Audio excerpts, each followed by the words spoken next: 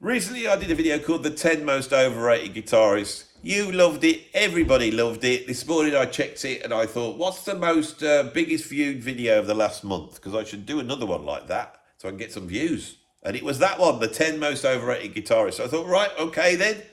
We've done it before. Let's do it again. Here it is, The 10 Most Overrated Drummers. Now, the last time I did this, it was a lot more jokey. I have had some serious thoughts. So this is not a joke. On here are some of my favourite drummers, right? Some of my favourite drummers in drum history. But the general public think they're so great that they overrate them. They think they're better than they are. What do I mean by this? In terms of technical ability, most players in bands are nowhere near your average session drummer or your average jazz drummer. All your favourite drummers don't have that sort of technique. They do have something else, however. They have character. And sometimes that character goes a long way. On every one of these on this list, what I'm basically going to be doing is pulling a drummer out where the general public think he's greater than he actually is. There's no women on this list, is it? So I'm not being sexist, I'm just being factual. Some of these drummers, I think they're better than they are. And I have to step back objectively and go, they're not that great. Okay? You just love them. I would feel like this. Is some of the drummers, if I was watching this and I heard someone say some of the drummers on this, I'd go, bloody, how can you say that person? That's not right. How can you say that? Who the hell's this bloke? But if I stand back objectively, the reputation of these drummers is greater than it should be. That is basically what we're dealing with. And because it is greater than it should be, the fans of these drummers and the bands that they are in will now get upset. And that upset will drive the algorithm up, right? And this will get loads of views. So please bear that in mind. I'm aware of that when I start. So 3 minutes in, introduction done. YouTube rules say we now go in.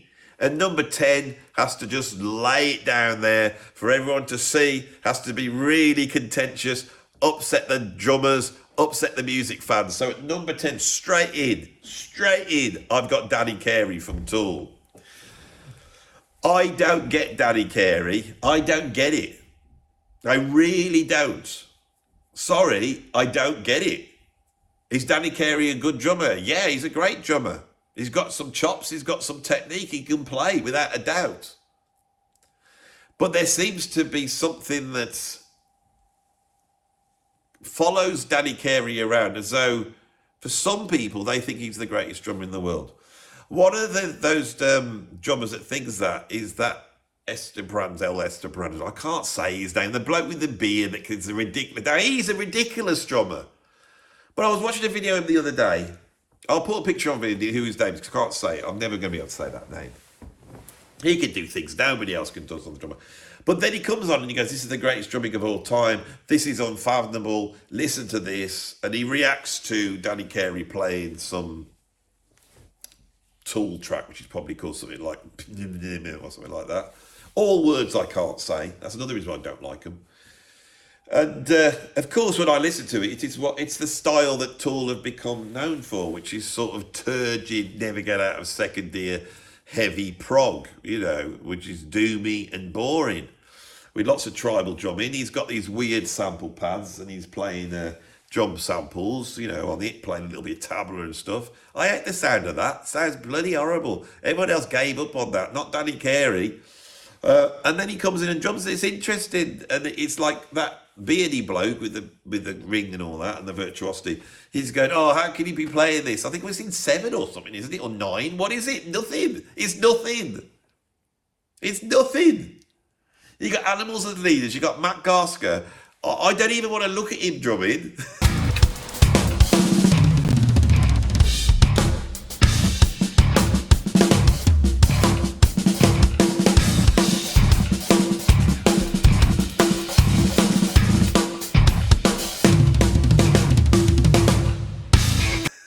Because I just want to burn my sticks. That bloke's insane. And there's millions of them on the prog metal world. They're ridiculous. On the thrash metal world, there's drummers doing things in those genres that are absolutely unbelievable.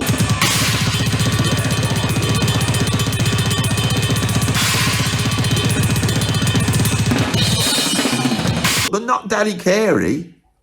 Right now, I wasn't going to put him on the list, but I've been sat there watching him on this Beat tour. Got Steve Vai there, Tony Levin, Adrian Belew, and replacing Bill Bruford, you've got Danny Carey. And I've been watching it. He does an okay job. Has anyone seen it? Some of you will have actually seen it live. Am I wrong here? Or does it just not have what Bruford's got? Is it just a little bit lackluster? Bit lacking in feel, perhaps? Bit anal retentive? I don't know what it is about it.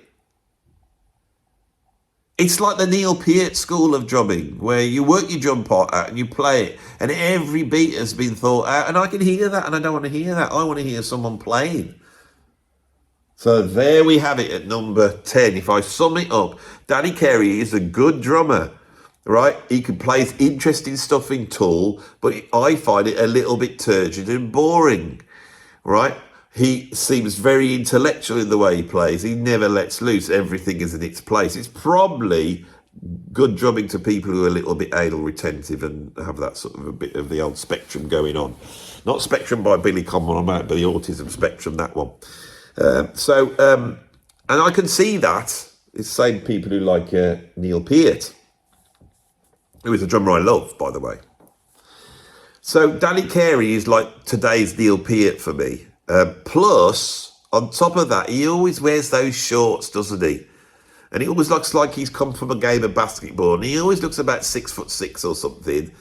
And I don't like that look. You know, I don't like my drummers dressed like that. Now, you're getting silly. This is not a silly video. The other overrated drummer video is a silly video. So I'm going to move on. Yes, Danny Carey, I do not know what the fuss is about. I'm not saying he's a bad drummer. He's a good drummer. Really good. But he's not, for me, in the echelon of drummers where you're just going to go, whoa, wow. At the level he gets, for some people, this is the god of drums. All right, at number 9, this is a drummer where I fall into this category. This guy is overrated by me. I love this drummer so much. He's one of my favourite drummers of all time. And he's the drummer that I sort of idolised when I first started playing. At number 9, I've got Cozy Powell. Now, Cozy Powell is one of these sort of post-John Bonham drummers. He emerged in the early 70s. Was he in a band called Bedlam? Was that the band he was in? Then he got the gig with Rainbow, and then he went from Rainbow to play with virtually everybody, especially around the new wave of British heavy metal. He played with Whitesnake. He played with the LP. He played with Rainbow. He played with the Michael Schenker Group. He was on all these records that I was buying. And more to the point, he was bringing these solo albums out. If I carry on, this is just going to be me gushing about Cozy Powell. And his early solo albums just blew me away, especially the album Tilt, which had jazz rock fusion on there. And his drumming seemed incredible to me. Big and meaty like John Bonham, but he would also be flying. Gary Moore on guitar there, doing that sort of, quadrant 4 thing. And he's got the double bass drums going. I thought it was the best thing. He had a cool haircut. He had a handsome face. Look, he could have played James Bond if he'd wanted. Oh, Coles, he could. Had a great name, Cozy Powell. He got a great big silver drum kit, studded wristbands on. He was the coolest drummer in the world. I thought he was amazing. I still think he's amazing. When I hear his drumming, my hair stands on end. I've got a video on here where I actually play Cozy's kit.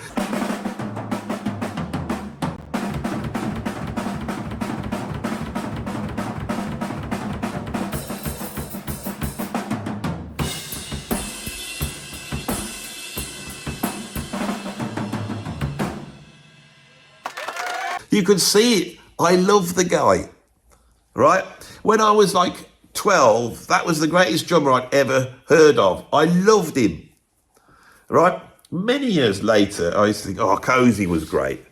And often I would go back and listen to these rock drummers that were around at that time, and you'd realise, oh my God, they're so much better than I remember. They really could play. You could tell that guy's a jazz guy. I mean, listen to the licks there. Oh my God, that's really, really good, But drummers like Tommy Aldridge and Tico Torres from, say, Bon Jovi, these are monster drummers. They can really play, and then we get people like Matt Cameron, ridiculous drummers. You could tell, you can feel it, you can hear it.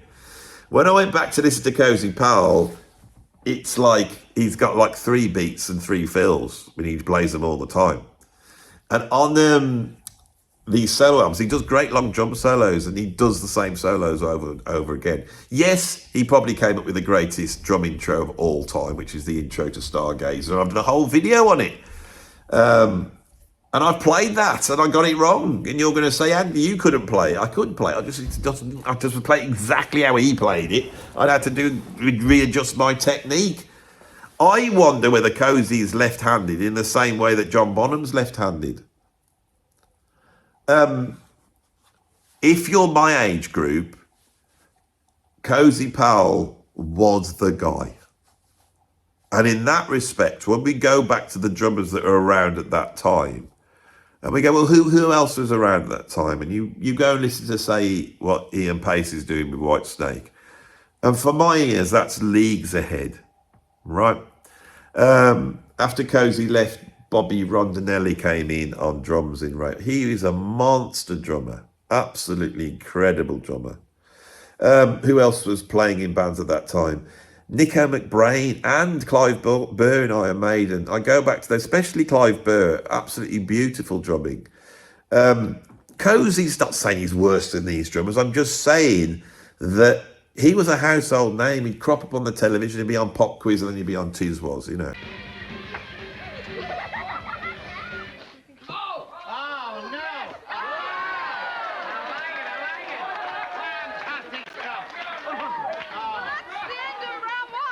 And also, he was just so bloody cool. He even died in a cool way, you know, on the phone to his girlfriend, doing 100 miles an hour. What was his last words? Oh, shit. What a man. He's the embodiment of rock and roll. And when I played with old Planty, he'd played with Robert Plant as well. And he said Cozy was a great guy, lovely bloke.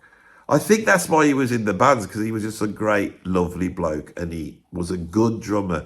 He was a good rock drummer. He delivers what rock drumming should have. See, I know I'm going to gush about him, but I know from a technical point of view, from a rock drumming point of view, he is not in the same league because so many other rock drummers at that time. Brian Downey, there's another one I've just come up with. There's so many rock drummers around about that period that was so incredible. And so Herman Rarebell from the Scorpions, there was just so many. And Cozy became the poster boy, and so I've got it at number 9. I might be softening because I don't like doing this anymore. I used to really enjoy it. At number 8, I have Carl Palmer. Carl Palmer has gone down in history as one of the greatest drummers in rock history. He played with Emerson, Lake and Palmer. His drum solos are legendary. He's got his shirt off. You know, he's playing about 1 billion drums. He's got the older, you know, he's got a bell or something, and he's playing that with his teeth. He's like my dog, you know, when my dog gets your sock. You know, that's like Carl Palmer. Technically, he's a phenomenal drummer. Buddy Rich style, got incredible hands. I've seen him live. I've supported him. I've been on the same bill as him. I've watched him on drum clinics. Incredible hands, incredible facility, incredible ability to play very complex material with ELP. But ELP is an interesting band because it doesn't really have a proper guitar player or bass player. Greg Lake is doing sort of both of those jobs, and he is singing at the same time. And so when you listen to ELP, there's something lacking in the rhythm section, which makes ELP sound amazing. That's why they always feel like they're absolutely out of control. They sound like a train that's out of control, running down a hill all the time, which is very exciting and frantic. And it's because they don't have like the Chris Squire in there or the Jaco Pastorius. They don't have that in there. And it allows Carl to do his thing. But for me, there's a certain approach to groove, there's a certain approach to feel and time, which I think Carl Palmer's lacking, right? Now,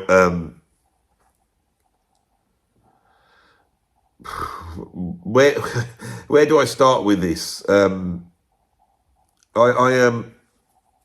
friends, and I know his brother, Steve Palmer. Now, Steve Palmer has he is one of the most underrated drummers because he's an incredible drummer too. He doesn't have the chops of his brother, but what he does is he has a great big dose of sort of New Orleans funky drum feel. and he plays Latin drums, and he's got a Latin sound, and he's got such a heavy groove. Steve's got such a heavy groove. And Carl's a different drummer. And because of that, I am guarded in what I'm going to say. But I feel I should be honest on here. I like Carl Palmer's drumming. But I think the accolades that he's received over the years, I think he's a bit overrated in the world of prog rock drumming. I would say the greatest prog rock drummers are probably Bill Bruford. Phil Collins, I think, is the greatest progressive rock drummer now. That's the guy I think was the greatest. And Barrymore Barlow, these classic 70s drummers. And Barrymore Barlow is underrated. And he's light years ahead of Carl Palmer as a drummer for me. That's what I feel.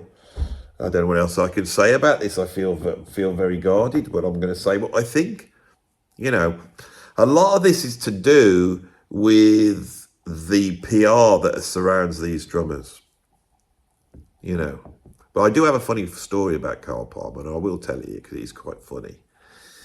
I had a student, and he was sat on a stall at one of these drum shows, like I think it was the vintage drum show somewhere. And Carl Palmer came up to him, and Carl started to talk to him. And this kid didn't know who Carl Palmer was. So they started chatting away. And I think Carl Palmer was hoping this kid would know who he was, but he didn't. And so Carl Palmer told him an interesting fact. He said, he goes, I've got a specially made drum kit, and it's made out of metal. In fact, it's made out of cymbals. It's actually made out of cymbals. That's how they made the drums, and it's really heavy. And he told the classic sort of my drum kit's made out of cymbals story. And my student turned around, not knowing it was Carl Palmer, and said, well, that's probably where you're going wrong, mate. You want to make your drums out of drums. Just have your cymbals made out of cymbals. You don't want to be making your drum kit out of cymbals. Most normal people make them out of drums. Try that might work. That's me, Carl. I've got many Carl Palmer stories, but that's the only ones I'm going to tell you. Right. At number 7, I have Chad Smith from the Red Hot Chili Peppers. The Red Hot Chili Peppers are one of the biggest bands in the world. They have occupied a certain space culturally, which bands like the Foo Fighters occupy, Metallica occupy. They're a massive band, that are like stadium filling band, which have been at that level for like now 40 years, right? Chad Smith's a good drummer. He was drafted in through an audition process, which usually finds a reasonable drummer. I've met Chad Smith, and I've watched him playing up close from about 6 foot away. He's a good drummer. But the trouble with Chad Smith is that here in the UK, we had a magazine called Rhythm Magazine. And every single year, Chad Smith would get in that poll, number 1, as one of the greatest drummers. That's what I mean by overrated. But the bizarre thing with Chad Smith was he would come in as number 1 every single year, year after year, as the greatest funk drummer in the world. That's what I mean by overrated. Now, I have seen Chad play. I've seen him doing a drum clinic with the great Steve White. Steve White was a drummer with the Star Council and Paul Weller. And Steve White has an absolute ton of chops. And then you see, and Chad Smith's great, but the chops, when you go and see those two play together, and for me is Steve White, which is phenomenal. It is not to put Chad Smith down. He's a legendary drummer. He's got a ton of charisma. He's a great guy. He's a lovely bloke as well. But the way he's thought of as a drummer, and all the guys in Red Hot Chili Peppers, I think are overrated instrumentally. They're a good band, you know, but they are not the Mavish Orchestra. And of course, then Kiedis is like, why is he there? Because he's good looking, that's why. At number 6, I have Dave Grohl. Again, same phenomenon. Dave Grohl plays one of the biggest bands in the whole world. It's become the sort of definitive rock band for the family, you know, the family day out where you take your kids and your grandkids and you go along and you watch the Foo Fighters, and Dave Grohl sits at the front, plays guitar. And he has a certain standard on the drums, and there's all these famous stories that Taylor Hawkins played that no one could play the drums. Everyone was intimidated because he was such a good drummer. And he is a good drummer, and his skill is in playing in the studio. He's a very consistent drummer, without a doubt. But I just think, when I was at college, I would sit in that room.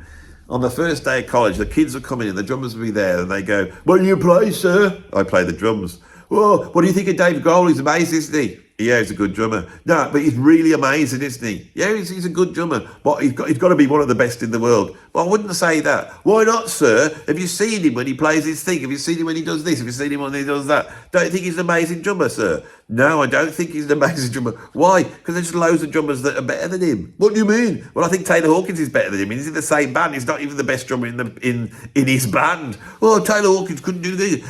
He had to really try." "Yeah, because he was having to try and play like Dave Grohl. That is why."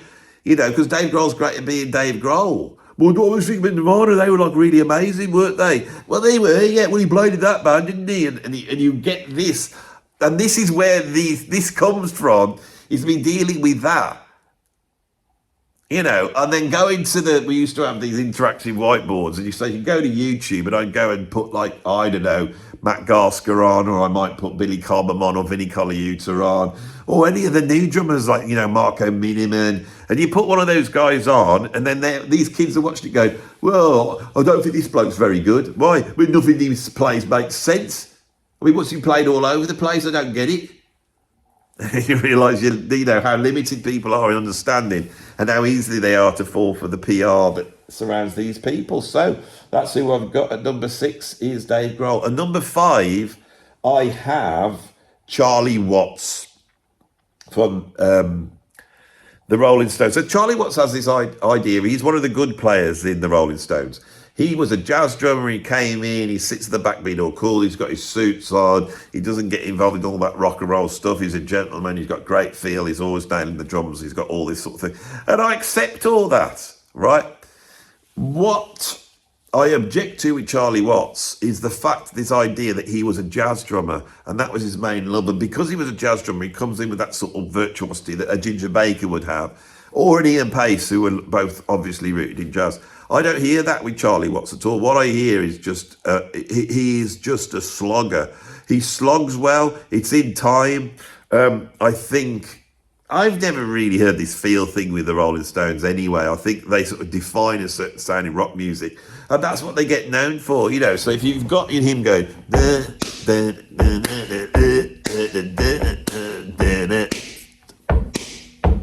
you know, all that signature.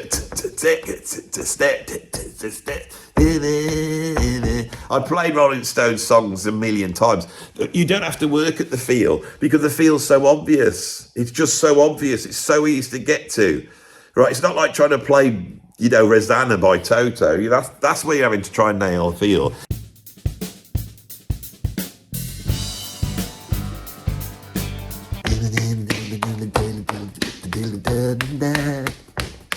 Roseanne. It's so hard to make that not sound like you're on a horse galloping. Charlie Watts, great drummer, good, you know, invented a lot of rock drumming, overrated. At number 4, I have Ginger Baker. On the last video, I've just been extolling his greatness, but he's overrated by himself.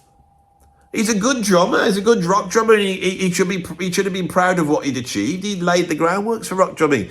But he had no time for Bonham. He had no time for any other drummer. There was no drummer he thought was any good unless it was like Elvin Jones or somebody like that. And even then he would go into battle with them thinking that he had the right to play alongside an Art Blakey or an Elvin Jones. He overrated himself so much because he's one of those jazzy, snobby types that plays that card. I'm a jazz player. I'm a jazz drummer. I can swing. He uses the swing cliche. "Oh, these guys can't swing, man. I can swing." That's the thing, is they can't swing. Bonham can't swing. You got no, you know. And you think, well, yeah, Bonham, bloody listen to his feel compared to you, mate. They're all these rock drummers are not as good as everybody thinks, right? Ginger Baker is one of the worst, but he does it himself, right? I've spoken so much about Ginger Baker. I just want to get a move on with this one. Right, we'll hurry this up. Number 3, like I said, I got Keith Moon.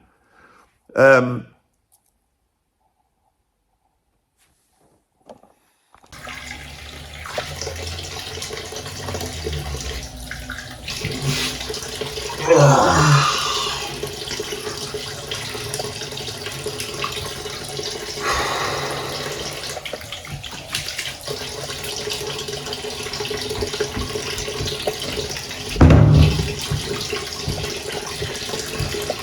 are you doing, Andy?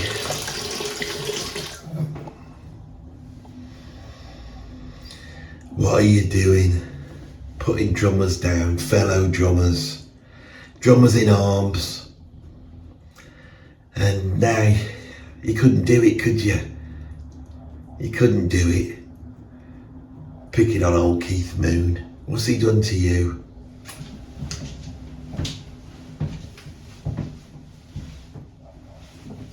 I don't know. You don't want to do it anymore. But they love it, don't they? They love it. They'll all be there moaning. Oh, you said that drummer, you said this drummer. You don't know what you're talking about. But they'll all love it. They'll all be watching it, won't they? How many more of these can you do? Oh, look, get back in there. Get your nose to the grindstone. Get your nose to the grindstone. Come on. You can do this, Andy. Get back in there. Bit of Keith Moon. And then, I don't know, who have you got at number 1 and number 2? Oh, God, they're going to hate that. But didn't you do that on the last video? You did, didn't you? You did them on when the first time you did this. That's got 100,000 views. You're just doing the same video again, aren't you? Yeah. Do you think they'll spot it? Well, if they don't spot it, they'll know now because of this bit where you're talking to yourself in the mirror, you know, like Travis Bickle out of Taxi Driver. What was this? What was his phase? Are you talking to me? Are you talking about I can't see anybody else? That's not quite like that, was it? He didn't say else, did he? It's not a Travis Bickle word, is it, else? He didn't see anybody else. You're not talking to anybody else. Nah, that's not right, is it? Anyway, you're getting off the subject. Get yourself together, right? Get back in the room, right? Finish Keith Moon off, and then you can cut and paste some of the old video in. That'll do it. It's money for old rope, innit? Do you think they'll notice? Well, nah. All right, then, shall we get back in there? Brilliant. Right, let's have a go. Overrated. Bloody hell. I could be doing something useful in my life. So, yeah, Ginger Baker. Sorry, no, the wrong person. Keith Moon. I don't want to have him on the list. Why did you put him on the list? I put it up really high as well. I mean, Keith Moon's not a proper drummer. He doesn't even have a bloody set of hi-hats, does he? He splashes his way through. It's completely random. You could get like a, you know, one of those guns that fires ping pong balls and just shoot it. It would sound like Moon. But somehow he orchestrates this into a greater whole. I don't understand what he's doing. I've got to be honest. I'll tell you something here. I'm doing this video. I'm trying to do it over. I don't know if something's changing me. I don't feel like I want to do this with it. I think it's because they're drummers and I feel an allegiance to them. And I feel like I'm letting them down. Now, I've done this video before. And I've got the same two drummers at number 2 and number 1. So I'm going to hand over to the older video because I don't feel like I can do it justice here on this. So I've got to be honest.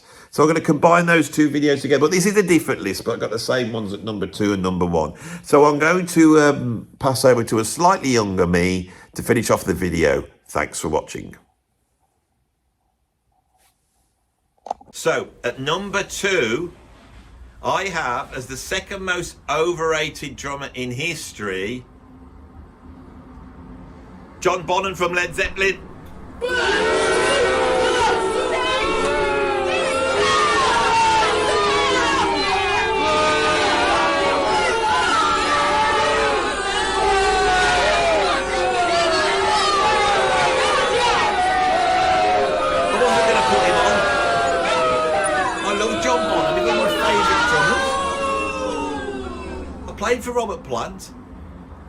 I played for Robert Plant on John Bonham's drum kit.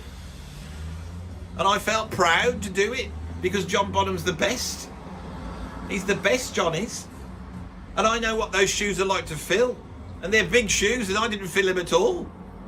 John Bonham's the best, so why did you say he was overrated, Andy? Why did you say it? I'm doing a Roger Waters now. I'm talking to myself, Andy. Andy, why did you say it for? Why did you say John Bonham? They all hate you now. They're all unsubscribing, right? So before you unsubscribe, right, please, just listen to what I'm about to say. Right, John Bonham is amazing, right? But when I looked at these top 10 lists, he was usually at the top. When you Google John Bonham, you get the greatest rock drummer of all time. Other drummers come out and say, oh, Bonham, he was the greatest rock drummer of all time. There was nobody better than John Bonham, right? Now, there's sort of 4 sort of blues-based classic rock bands that formed in 1968, 69. There's Led Zeppelin, there's Deep Purple, there's Black Sabbath, and there's Free. If you look at those 4 classic rock bands, we have Ian Pace, Simon Kirke, and Bill Ward. Now, I feel that those 3 are massively underrated. If we look at the stuff that Bonham gets praised for, right? In a way, I think Ian Pace, in terms of that sort of incendiary chops, fast right foot, thundering rolls around the kit, all that type of stuff, Ian Pace was at least Bonham's equal. And I personally think he was a little bit beyond it, right? That's the first thing. If we look at Bonham's feel, oh my God, did he have some feel? He really did. I think Simon Kirke had Bonham's feel times 10. I don't think there was a rock drummer of that period who had greater feel than Simon Kirke. And of course, Bonham had incredible signature beats that he played. We all play it, you know, when the levee breaks, the crunge, you know. But I think that Bill Ward was the master of signature beats, right? And he could create drum parts that were so left field within heavy metal, and he gets no credit for it.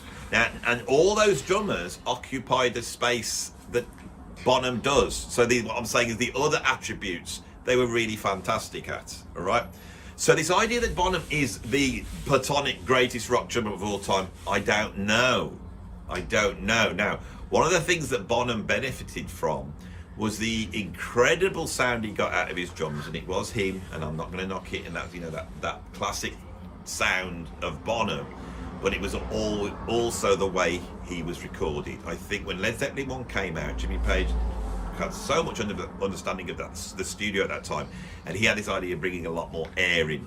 The drum sound on Led Zeppelin 1 is superior to any other drum sound, so he's benefiting often from a drum sound that the other guys don't have, especially Bill Ward from Black Sabbath, which sounds like it was mic'd up by a bunch of stoned brummies. Well, you got any box? I've got a few boxes. How many for Bill? Oh, we'll stick a few on. You don't need that many, does he, really, Bill? I mean, he hits them hard, doesn't he? A couple of 57s, that should do it. Just stick him on. Yeah, you're right, Bill. Oh, yeah, he seems all right. Should we do some recording then? So I imagine that's what happened with Bill Ward's drum sound, especially early on. But Bill Ward's an incredible drummer, right? So that's the first thing. I don't think chops-wise, I don't think rock drumming-wise, I don't think that Bonham's the best. I think he's one of the best. He's one amongst many, right?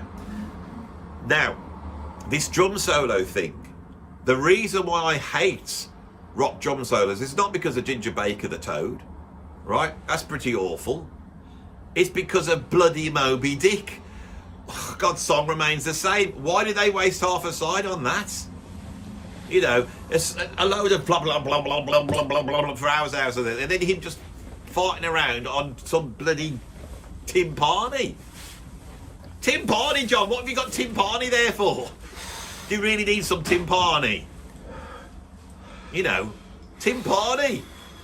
Really thought you'd be good to have some timpani on there. I mean, not everyone's got timpani, have they? I know, but you don't need timpani. What do you need timpani for? Well, I thought you would do a bit of the old kettle drumming, a bit of the old classical sort of stuff. It's got a pedal on it. I'm going to do it the pitch go. I know, because you did it for 15 minutes. Our bloody song remains the same. Now, Bill Ward had Rat Salad on Paranoid, right? And that's a cool song, that is. That's a cool song. And when he comes in, you get this flurrying jazz all over the place drum solo. If it had been properly recorded, everyone would be going, whoa, this is something else. And then we have the mule, right?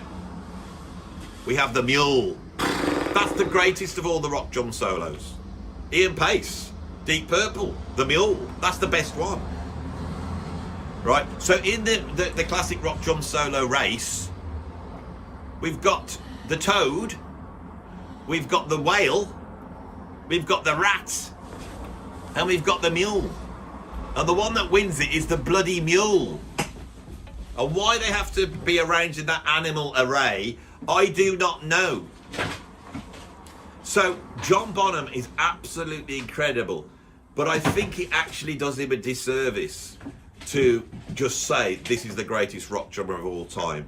And I think the reason for that is because John Bonham has become untouchable because he died at the age of 32. I think that's what it is. It's like you get into Zeppelin, you hear this incredible drumming, it blows you away, and then you realise there's no more. And you can't read any more interviews, and everyone's trying to work out what was going on with Bonham. And, you know, knowing people as I do, so many people who actually played with Bonham, and when I say what was he like, they go, yeah, he was a really good drummer, but I don't get the feeling that he was just the giant, although Robert seemed to think that when I played with him, but we're getting too personal now. So anyway, that's my problem with John Bonham. That's why he's at number 2, but at number 1, this is going to be upset even more people. No, my number 1 is really going to upset people. It really is. This is the most overrated drummer in history, right? And at number 1, that wins my ranking video, the most overrated drummer in history is Neil Peart.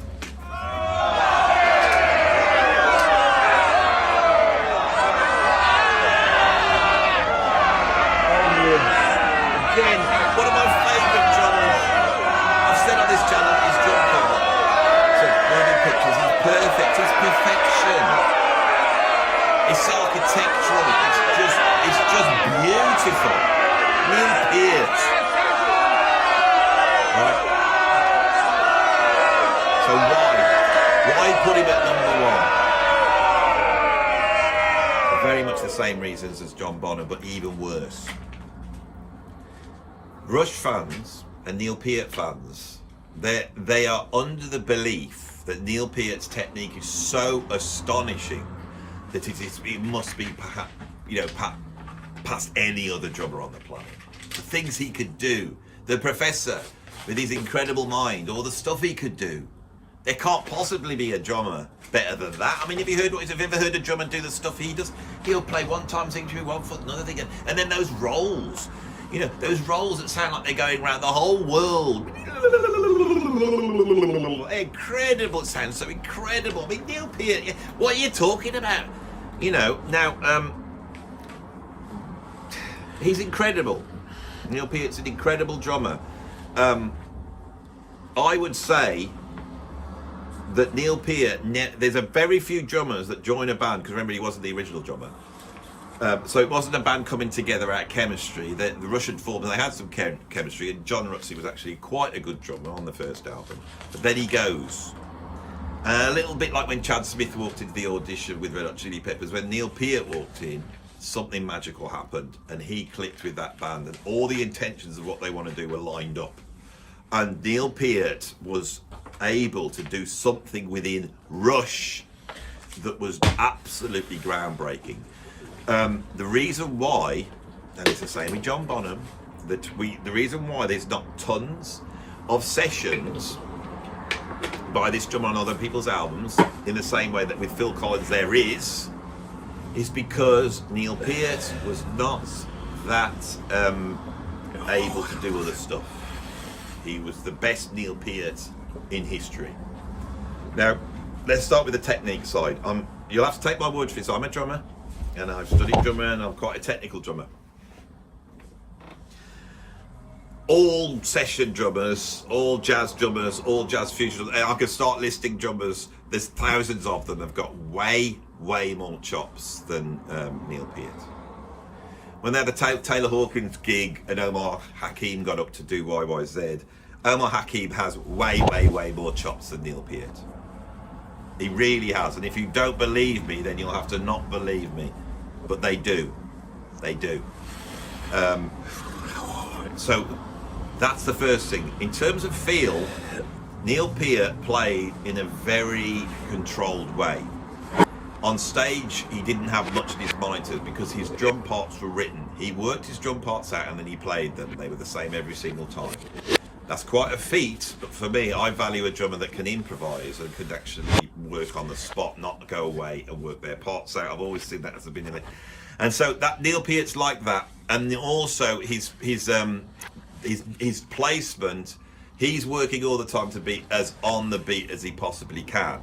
And so he lacks the sort of feel that someone like Omar Hakim, for example, would have. Drummers like Vinnie Colaiuta, drummers like Simon Phillips or Marco Miniman or Thomas Lang or Steve Gadd or Billy Cobham or Narada Michael Wald, and I could just go on and on and on about drummers that have far more technique. Neil Peart couldn't read music. He played the stuff that he could play. He didn't have to walk into situations and have a score dropped in front of him and play what was there. Right? This is not knocking Neil Peart. He's brilliant. His job was to play in Rush. He was incredible in Rush. As a band drummer within Rush and what he achieved, it is jaw-dropping, and it is so jaw-dropping that it makes us think that this guy just must be the greatest drummer of all time. His influence is profound. His influence on me is absolutely profound. I believe that I first got quite good on the drums because I was having to learn moving pictures as singles, those are the albums that were coming out, and I was having to work out, and then Neil Peart's way he played was difficult, but it was precise so you could follow it. Start trying to work out what Elvin Jones did or Tony Williams did. I could follow it. I could actually, oh, they've got that right cymbal going over there, and then it goes dum dum dum dum dum. You know, work it out. And all these things for me make him an absolute genius drummer. But this idea that Neil Peart is the greatest drummer that ever lives technically is not the case. Now I'm going to tell you a story now. I was doing a big drum clinic event, and there was loads of great drummers on there, top end drummers, and some of those drummers had been on the Buddy Rich event that Neil Peart had organised. And what they said to me in the conversation, I'm going to paraphrase them, and I hope I get this right, but this is the way I picked up what they were talking about. One of them said, what's the worst question that you get asked at a drum clinic? And they said, when you get asked, what do you think of Neil Peart? Because they said, you can't answer that question. You've got to say he's the best drummer in the world. That's how overrated he is. But if you're a really serious pro level monster, these are legendary drummers that were there. You know he's not. He's not. You know, us people who know what Tony Williams did know that's nowhere near. And so you can't answer that question. And a lot of them had been at the Buddy Rich event said that Neil Peart had been in Rush, and he'd been in this box of Rush. They must say, maybe heard of it. Oh my God, it's so incredible.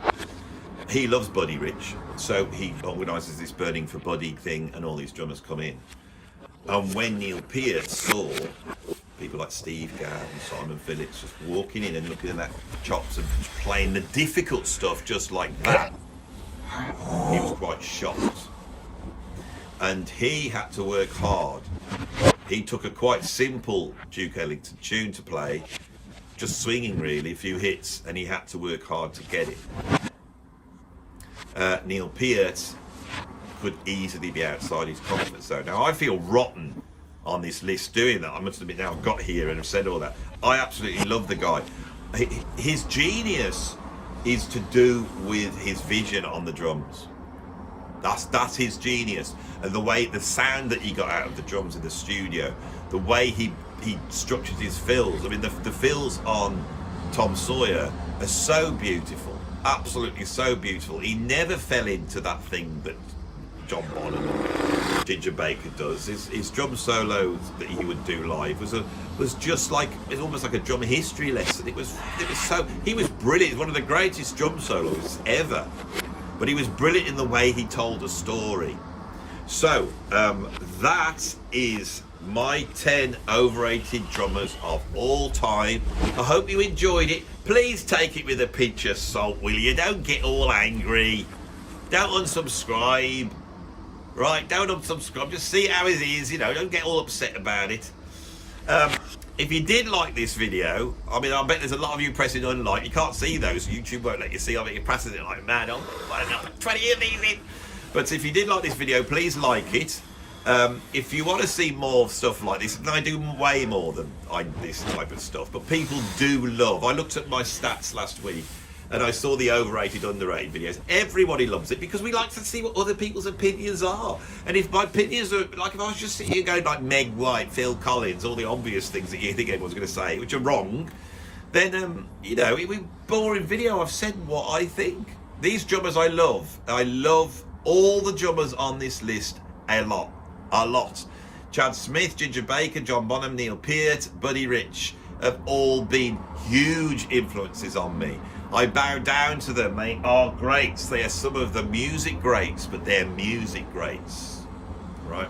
They're music greats. Greatest drummer that ever lived, Vinnie Colaiuta. Right. If you want to